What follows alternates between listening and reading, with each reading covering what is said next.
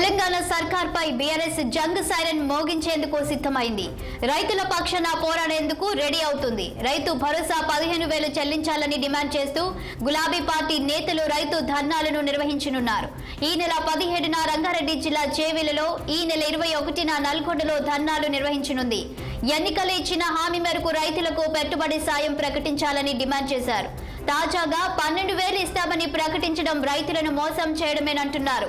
రైతు దీక్షలకు ఆ party working president KTR, ఇతర సీనియర్ నేతలు హాజరు కానున్నారు.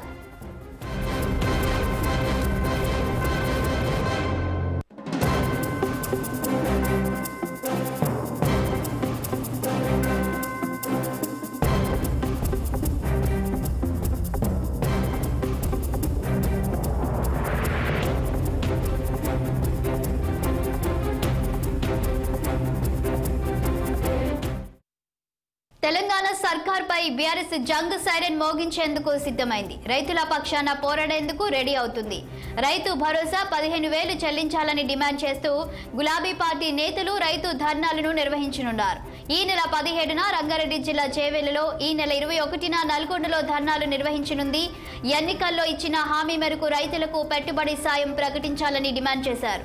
తాజాగా 12,000 ఇస్తామని ప్రకటించడం రైతులను మోసం చేయడమేనంటున్నారు. రైతు దీక్షలకు ఆ పార్టీ వర్కింగ్ ప్రెసిడెంట్ కేటీఆర్, ఇతర సీనియర్ నేతలు హాజరు కానున్నారు.